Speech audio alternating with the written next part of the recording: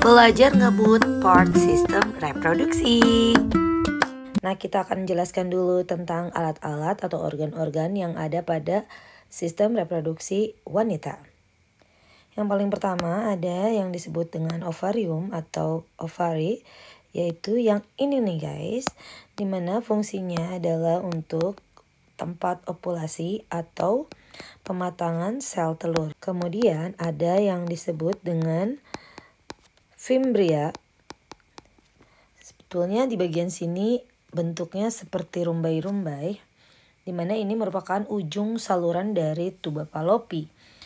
Posisinya dekat ovarium dan fungsinya adalah menangkap ovum yang dilepaskan saat ovulasi. Kemudian di bagian sini fundivulum merupakan bagian corong dari tuba Fallopi dan fungsinya adalah mengalirkan ovum dari fimbria menuju ke tuba Fallopi. Jadi infundibulum ini membantu mencegah ovum keluar ke rongga perut karena gerakannya akan dibawa menuju ke tempat pembuahan yaitu ke tuba Fallopi. Dan tuba Fallopi ini memiliki fungsi tempat terjadinya fertilisasi atau pertemuan antara sel telur dan sel sperma. Jadi tuba Fallopi ini yang mengantarkan ovum ataupun zigot menuju ke rahim. Nah, yang berikutnya ada uterus atau rahim. Posisinya di tengah panggul wanita dan ini merupakan tempat implantasi atau penempelan zigot. Jadi juga merupakan tempat tumbuh kembang janin selama kehamilan. Nah, yang merupakan tempat implantasinya itu adalah pada lapisan endometriumnya. Kemudian ada yang namanya cervix atau leher rahim. Nah, posisi ini berada di bagian bawah rahim yang mengarah ke arah vagina dan memiliki fungsi mengatur keluar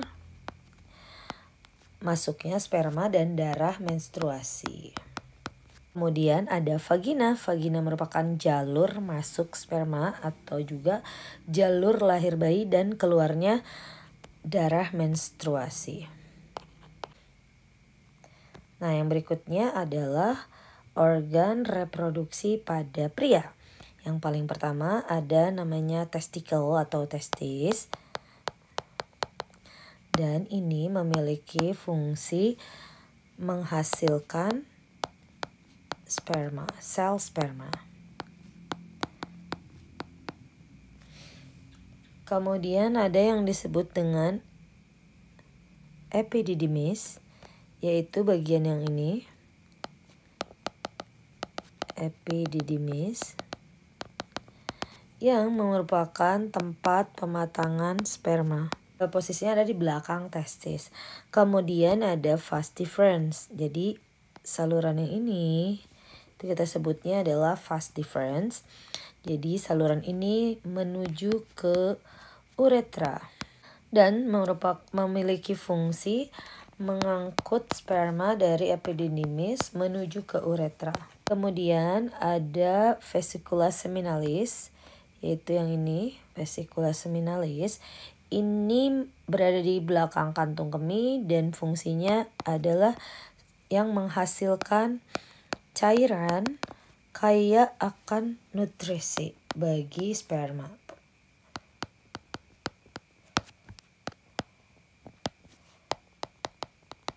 Seperti mengandung fruktosa.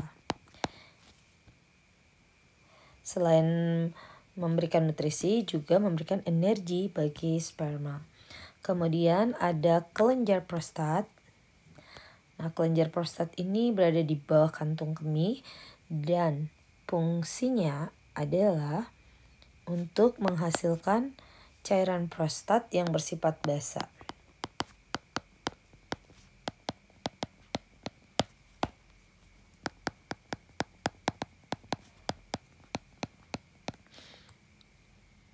Jadi tugasnya dia juga sebagai pelindung sperma dari lingkungan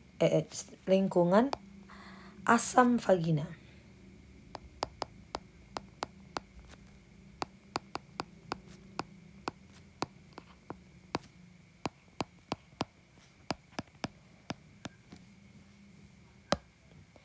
Jadi cairan prostat yang dihasilkan oleh prostat fungsinya adalah sebagai pelindung sperma dari asam vagina.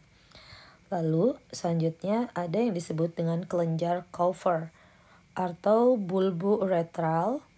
Bulbo uretral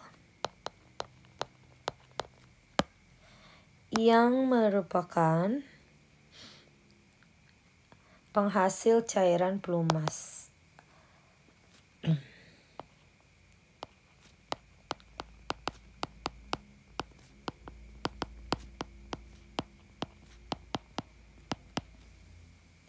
Dan fungsi cairan ini adalah sebagai penetral sisa urin pada uretra atau menetralkan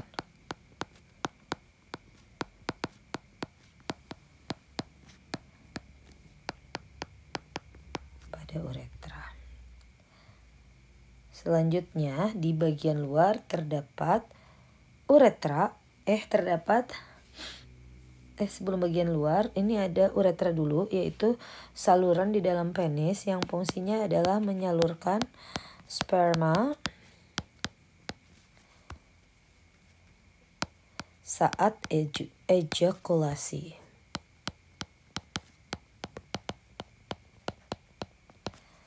Dan yang terakhir ada penis.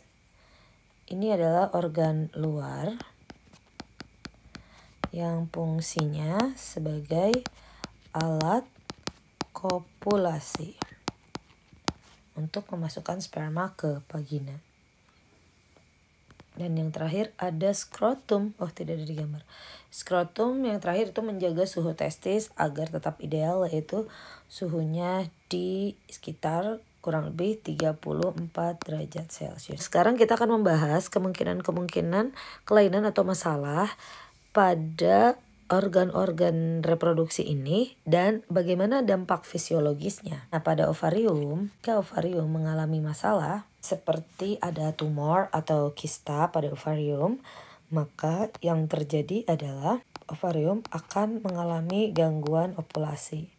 Jadi tidak terjadi pematangan sel telur sehingga bisa menyebabkan hormon yang tidak seimbang, dan ini juga bisa mengalami infertilitas atau tidak bisa dibuahi. Kemudian yang kedua, pada tuba Fallopi. Jika tuba Fallopi tersumbat, maka efeknya adalah fertilisasi tidak akan terjadi karena ovum tidak akan bisa melewati tuba Fallopi. Jadi masalah yang mungkin terjadi misalnya tersumbat kondisinya, maka dampak fisiologisnya adalah tidak terjadi pertemuan atau fertilisasi antara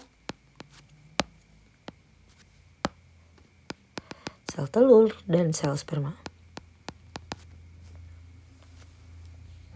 Jadi ini juga bisa diistilahkan dengan infertilitas. Kemudian pada uterus atau rahim, misalnya kejadiannya karena muncul miom atau polip, maka ini bisa menyebabkan sulit menempelnya embrio.